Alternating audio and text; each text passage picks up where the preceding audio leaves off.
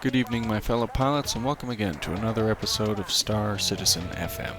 For those of you just joining, Star Citizen FM is a fan-run show run by yours truly, Dr. Hawk. SCFM focuses on the happenings of the Star Citizen universe, the community, and any other wacky things that may come my way. So please join me for episode 30. So, for those of you that are unaware, CIG is currently in crunch mode. Now, what does this mean? This means that the company is hard at work, hunkered down, and working hard on the iteration of the hangar module that they would like to release to the public. As such, this means we are very unlikely to actually get any of their attention in the upcoming future. Rob Irving may be around to answer a few questions, and maybe Wingman and a few of the others, but at this point in time, the game development process demands their full attention. On the plus side, this will allow us to have the hangar module for ourselves to play and have fun. Well, maybe not quite. You guys do have to remember that when the hangar module comes out, we will be technically alpha testing the game for them. There's likely to be a lot of bugs, a lot of errors, and a lot of issues that they can't foresee. They're a hard-working group, and I have no doubt they're trying to polish it as best they can, but do not expect a polished product right out of the gate. This is an alpha, so treat it as such. Help them out. If there's any bugs, submit it to them. I'm pretty sure they'll have a approval and feedback process ready for us when we get the hangar module. So for those of you that are waiting eagerly for the hangar module, keep your ear to the ground, and I will let you guys know as soon as possible when the hangar module is out for release. In the meantime, I wanted to bring up a quick little announcement. To any of you that are currently listening to this video, you will notice I'm currently having a little bit of an issue. My sound is very quiet. Now, I've looked into the sound driver issue before, and I've had issues with my sound drivers, but I can't quite narrow down what the issue is here. So my future broadcasts for now are probably going to have this sound issue. But if you guys can deal with it in the meantime, I should make read-throughs with Stanton and any other read-throughs I do a lot more interesting and maybe a little less loud, because I know there's been noise complaints before. But with that out of the way, I hope you guys can deal with that. We have a Galactic guide release on Hurston Dynamics, as well as a Galactic guide on Terra. I'll be doing a read-through for both of them. There's also an interview with Ted Bergeron, if you haven't seen that already, by itself with Sandy Gardner, or if you haven't seen it in the latest episode of Wingman's Hangar. For those of you who want to know, there's another episode of Wingman's Hangar, episode 31, available for your viewing pleasure on the RSI website. So, with our first reading, we have the Galactic Guide release of Hurston Dynamics. Hurston Dynamics is actually one of Star Citizen's weapon manufacturers, so for those of you who like your guns, I'd sit down and relax because, I don't know, guns make me relax. I'm not sure about you guys. Hurston Dynamics is the United Empire of Earth's premier producer and distributor of both quantum cascade lasers and a wide variety of electron guns. They are also the single largest outsourced producer of standard munition warheads for military contracts and the third largest refiner of antimatter precursor in today's economy. Though few finished products bear the Hurston name, their raw materials and manufactured components are found in nearly every piece of space technology in flight today. Copies of Hurston dyes are used in manufacturing facilities across the galaxy, with illegal copies even crossing the border for use in ZAM production hubs. The Hurston family has been helping humans make war on one another for generations. They can readily trace the name back 500 years to the development of the first power lasers for space defense platforms. More fanciful family histories connect the present-day Hurstons to Earth's Dark Ages, crediting the family with everything from broad axes and crossbows to fixed-wing aircraft and atomic weapons. The current patriarch, Colonel Gavin E. Stanton, adopts this backstory wholeheartedly, decorating his office with millennia of killing tools and infusing the company's advertising and corporate culture with medieval weaponry wherever possible. Whatever the true story, the old adage has proven correct with the current generation. War is good for business. Hurston Dynamics is one of the rare megacorporations which can properly boast that it owns its own planet, having secured Stanton II from the UEE government in a money and stock deal worth an estimated 50 trillion credits. Prior to the acquisition of Stanton II, Hurston was based on Earth, with mining assets and weapon testing ranges scattered throughout the galaxy. In the past 50 years, these have been significantly consolidated to the facilities on Stanton, making it the place to go for Hurston technology. A glitzy showroom and an uncomfortably formal pilot's bar, Viola's, belly the overall situation on the planet. Unlike the other inhabitants of the Stanton Office Park, Hurston has consciously run the planet into the ground. Every inch of the world not assigned to corporate facilities is being mined for antimatter precursors, or blasted apart in research and development tests. Soot and smog pollute the atmosphere to the point that inhabitants must be issued breathers when conducting work outside their habicubes. The worker satisfaction rating on Hurston is an astonishing 0.5 out of 10, and very few miners last more than a single conscription tour. The corporation is always seeking to import low-skilled workers, and rumors persist that there is a market for human slaves on their planet. Whatever the truth, privateers will find that Hurston pays well to those that provide them with involuntary labor and is an excellent source of low-cost munitions and metals. As a result of their disregard for Stanton II's ecology, Hurston frequently finds itself the prime target of environmentalist groups, including the Citizens Clean World Alliance, the CCWA, and the Wildlife Conservation Project, the WCP. The Colonel does nothing to hide his disgust for such movements, frequently boasting about the number of indigenous species his company has exterminated. Mounted Osinian heads and flat cat sensor nubs decorate his sitting room, and inciting further hatred from organizations unlikely to be purchasing radioactive munitions in the first place. In response, more militant environmental groups have been known to target Hurston space convoys. Illegal bounties on Hurston corporate spacecraft are plentiful, though the corporation pays better for the requisite escort pilot muscle. Though their weapons technology is found throughout the Empire and beyond, Hurston currently manufactures only 2 lines of branded ship weapons: quantum cascade lasers and electron guns. Both lines are available in multiple sizes, configurations, and purposes. Weapon sizes range from tiny needle cannons to the massive capital batteries found on UEE warships. Hurston's extensive tool and die experience allows for both weapon types to be sold in both Gatling repeater and strict cannon configuration. Variants of the guns, at various grades, are designed for different markets: cheap for export, standard to quality for licensed civilian use, and excellent for the UEE military. Hurston's Spectrum line of external cavity quantum cascade lasers has been used effectively by a variety of operators for nearly a century. Quantum cascade lasers fire electromagnetic bolts that convert any material contacted into plasma, giving it a reasonable bite that is useful in most space combat encounters. A Hurston Dynamic Spectrum 7 QCL is recommended by the Bounty Hunters Guild as the gold standard for starter laser cannons, while the Spectrum 9 Gatling variant has been adopted by the UEE for their destroyer-based CWIS systems currently undergoing space trials. While many corporations produce cheaper quantum cascade lasers, mostly based on Hurston's technologies, the Hurston name continues to convey a strong cachet. The less calibrated magnitude line of electron guns is generally considered a specialist's weapon. Standard UEE units do not use magnitudes, although they are mounted on particular special operations and advocacy spacecraft variants. The guns strip electrons from hydrogen atoms and then accelerate them at high speed, suspended in a magnetic bolt focused through a multi-stage Enza lens. A pilot trained in the use of this particular model of electron gun will find it an incredibly precise and powerful weapon. A newbie activating such a gun for the first time will find it largely useless. Extensive weapons labs have been established on Stanton II, and rumors of a third line of guns continue unabated.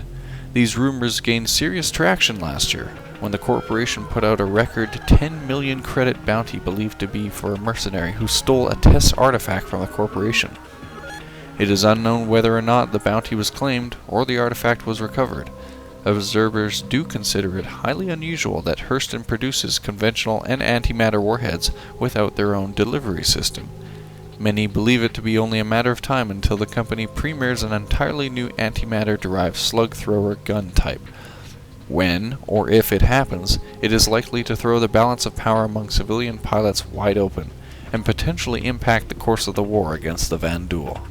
And there, my fellow pilots, is Hurston Dynamics. And I don't know about you guys, but despite their ecological views, I certainly might consider paying them a visit, especially if they manufacture anything of autocannon quality. For those of you that are interested in reading over the Hurston Dynamics Galactic Guide, you can find that on the RSI website or in the description in the video below. And by the way, I do hope the descriptions work this time, because I know some of you pointed out that my links were broken in the last video. I don't know why Google is trying to usurp me, but I guess we'll just work around it. So in the meantime, let us move on to the next Galactic Guide, Terra. Terra, the shining jewel of the United Empire of Earth.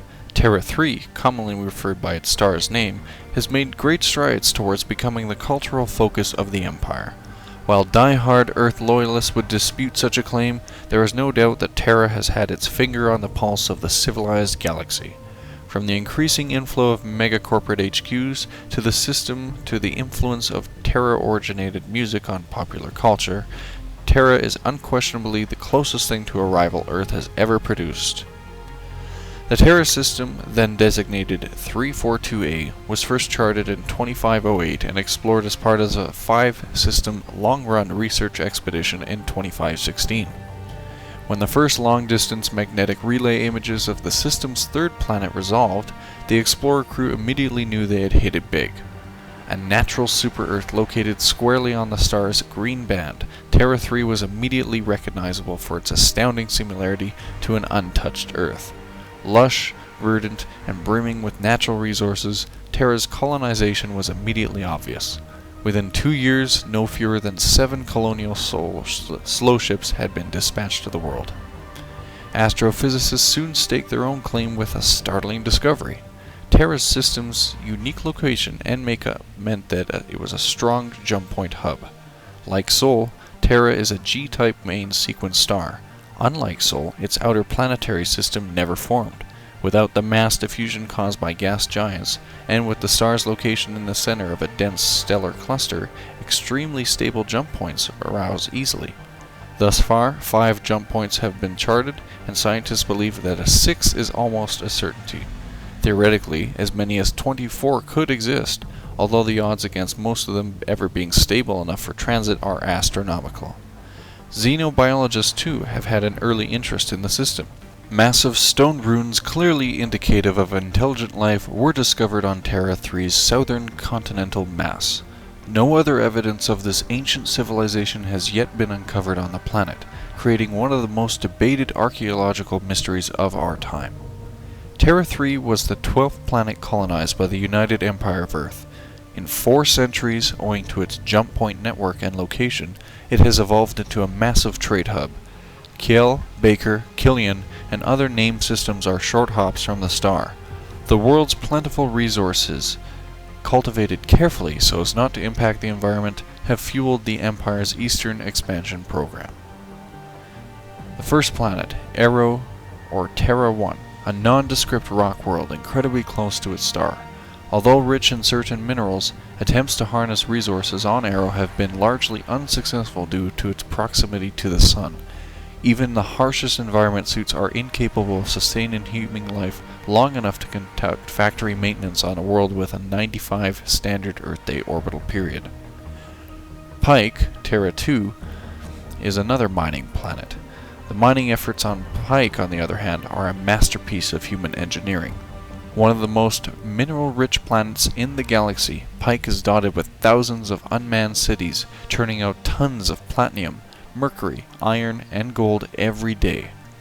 With 3 times the orbital period of Aero, Pike is still incapable of sustaining human life for an extended duration. Regardless, the lack of atmospheric storms and other weather events means that the fully mobile robot machinery can operate with peak efficiency and requires very little downtime. The mines and refineries of Pike have been essential to fueling Terra's expansion and to allowing Terra itself to remain relatively untouched. And on to Terra 3. The capital city of Terra is New Prime, a beautiful bayside megacity built on the foundations of two of the original colony ships. A stark contrast to Earth's metropolises, everything in Prime was planned by the original settlers, leading to a much greater balance between nature and civilization than is found elsewhere in the Empire. Unlike many cities, Prime's primary landing zone is located away from the city to reduce pollution and air congestion. A monorail runs pilots to and from their hangars. Don't let the relaxed atmosphere fool you though. Prime has everything New York or Moscow does, from ship upgrade stores to black market opportunities. The city itself divides into two major regions, the sparkling downtown and the lower class residential region known as the Block. Opportunities for visitors are available in both portions of the city. Terra's second largest city is Quasi, in the colder southern hemisphere. Quasi is built into the shadow of the massive ruins discovered early into Terra's exploration. Quasi is considered more of a tourist destination than Prime, although several corporations operate in the region. Crusader Industries, known for its facilities in the Stanton system, operates the Platinum Bay landing facilities. New Austin, another initial colonization point, is as close as Terra comes to an industrial city. New Austin is a business park writ large, home to corporations like Origin Jumpworks and Cronus Devices. The cost of living in New Austin is lower, leading to more of a blue-collar sensibility, but moneyed compared to the other worlds. The centerpiece of the city is the Old Hall, a former miners' guild meeting area now populated by factory owners, pilots, haulers, and shippers. Our final planet in the Terra system is Gen. Oft overlooked is the fact that Terra's sister world, Gen, is also an inhabited world. This smaller planetoid, the outermost in the system, was terraformed roughly a century after Terra's initial settlement and is now home to the diplomatic and military aspects of the system's government. Consisting largely of military bases, imperial administration, and housing, the world represents a conscious effort on the part of the Terran system planners to separate business and pleasure. There is an ongoing debate about Gen's representation in the Senate. Though the planet is well populated, the inhabitants are mostly exclusively government workers. Thus far, Earth has shut down any attempts to award them representation, seeing it as a thinly veiled plot to extend Terra's influence. And there we go, my fellow pilots, is Terra. So I do hope you enjoyed these read-throughs. I'm starting to have a lot of fun doing them. Gives me a chance to stretch the vocal cords and practice some enunciation and lay off the uhs, ohs, oops, and other stutters. So if you would like to read through the Galactic Guide of Terra, you can do so on the RSI website, or you can check the description below. And again, I promise you it should be working this time. There was another highlight I wanted to focus on today. To those of you who are familiar with him, you may have seen him lurking around the forums here or there, or maybe even in chat roll. I do know the gentleman has even said hi to me on Star Citizen FM. The first time mostly due to a mistake, and I'm happy he corrected me on that. Matt Fossa has been a fan that not only contributed towards Star Citizen FM, but is a composer himself, and has actually helped make the distinctive Wingman's Hangar theme that you hear. So if you'd like to check it out, there is an interview with Matt Fossa. There should be a clip playing in the video right now, and the full interview can be found over at the RSI website or in the description below. Matt is a very talented guy, and honestly, anybody who has musical skill gets an A+ from me. There's even people in the family that play bass guitar, although I should probably pick up a musical hobby of myself. So check out Matt Fossa, give the man a pat on the back, because I think he's contributed quite a bit to the Star Citizen community. And you know what, Matt? It would be really cool if we saw maybe a Dr. Hawk theme or a Star Citizen FM theme. Or maybe I'm just being a little too greedy here. Anyways, check out Matt Fossa. And now let us move on to an interview with Atomiku, one of the fans that I think is going above and beyond to trying to serve the Star Citizen community. So let us begin the transition. And again, apologies with the sound because I'm currently tinkering with this and trying to make it work. So as usual, ladies and gentlemen, I try to keep you guys preoccupied with an interesting interview. Today's interview is a community member who I think is going above and beyond in what is required in the Star Citizen community. Without further ado, I'd like to introduce you guys to Atomiku. Hey folks, Hey, how's it going? How are you doing today? Keeping it together, having fun. Yeah, I hear you have been having fun. You kind of started with a little bit of some sort of Star Citizen giveaway, if I'm not mistaken.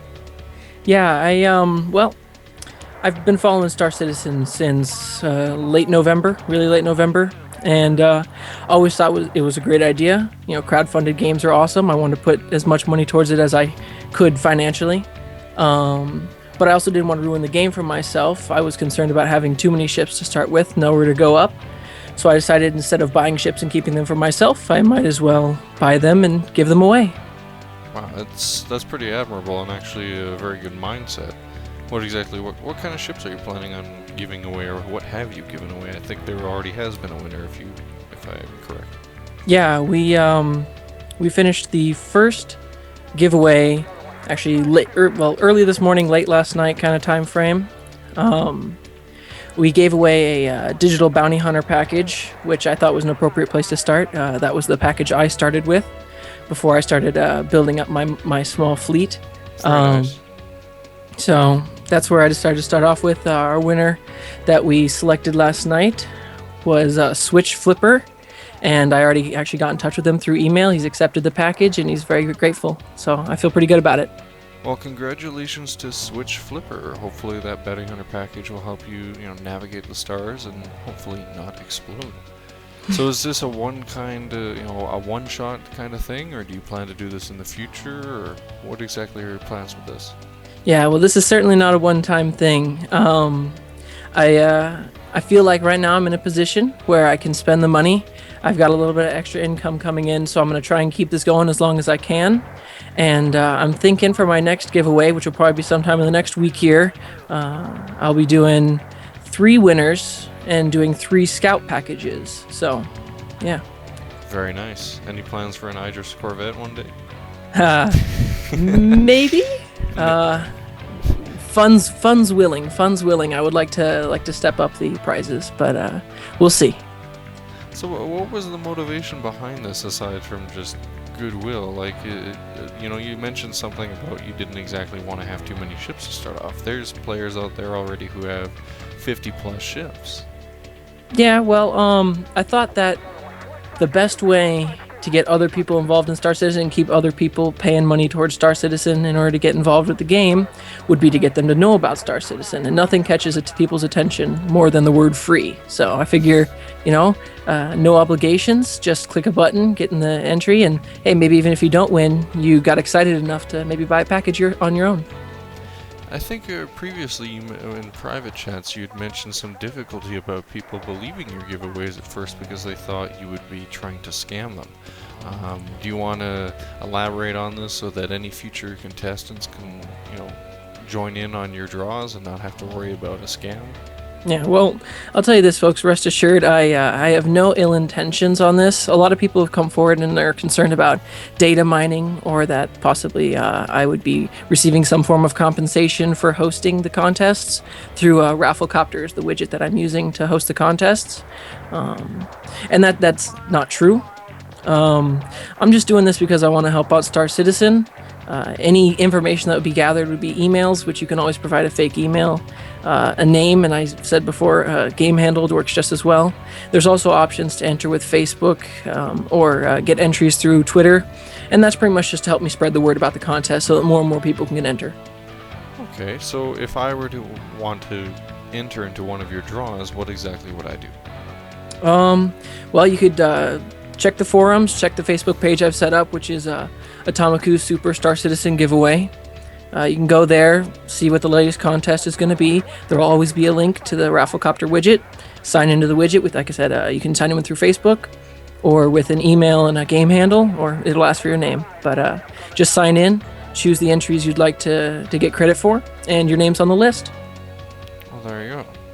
So, what are the kind of next dates we can expect? Like, I know I asked you previously, you said you'd be doing them, but for those who might be short on funds or getting excited for this? You said about a week. So any specific date in mind? I'm thinking I'm going to try and do them once every 2 weeks. So probably sometime around this Friday or Saturday, you can start looking for another one. That's very commendable. So let's change topics here and just go on a little longer. I'm actually curious, what brought you into Star Citizen? Because goodwill and charity only go so far. Obviously, you like the game yourself. So tell us about what brought you into Star Citizen. Well, I actually, I'm a little disappointed to say I did not get in on the original backer. I'm not in the original backer category because I left my PC Gamer magazine sitting unread. I think it's the October issue or something, sitting unread for probably 3 weeks before I finally got around to it. Was flipping through, saw the article about Star Citizen, and I was like, this is really cool. I'd like to get in on this, and I actually did that on November 30th. So just 4 days past the original backer date, but So I saw Star Citizen. I thought it was really cool. I've always loved space. I've always been a fan of Star Trek, Star Wars, stuff like that. And I've always been a fan, not so much that I ever got into them because I'm not so much for the monthly pay kind of game person, but Right. games like Second Life where you can kind of create your own life, go on and do your own thing. You're not, constricted to a certain game path. I've always loved games like that, and so this seemed to be combining two of my favorite things into an ultimate game that was made and hopefully funded by the people who want to make an awesome game, not by people who are out to make money. So it was just everything I loved in games brought into one. What's your particular path that you've chosen? What do you plan to do in the game once it releases? Oh God, I'm waffling back and forth. I have no idea. Right now, what I'm thinking about doing is maybe putting together a business of movers. We'll move things across the galaxy. Whatever you need moved, we'll move it. No restrictions on the type of cargo. But then again, there's also times when I think it'd be nice just to go out and rip some people off, or maybe be the guy taking out the people who are ripping people off. I honestly have no idea yet. So a man of many faces, jeez. Yeah. Might be in a little bit of trouble here.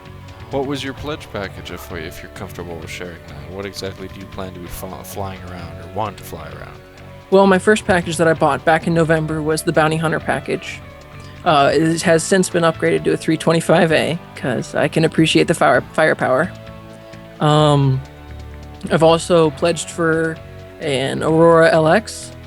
And then I bought a couple of physical add-ons like the mouse pad. Plan on buying the patches. Bought the flash drive, that kind of stuff. So you'll be quite comfy. Yeah.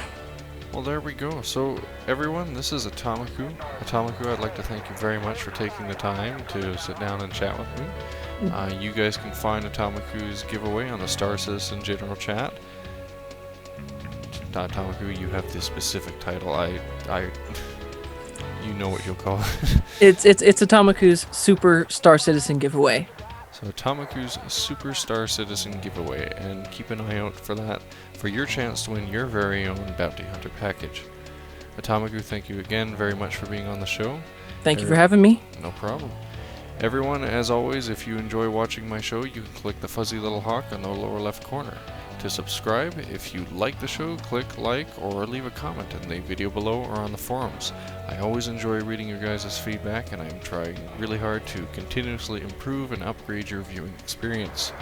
So until next time, I will see you guys in the verse. You guys take care and fly safe. This is Dr. Hawk and Atomiku signing off.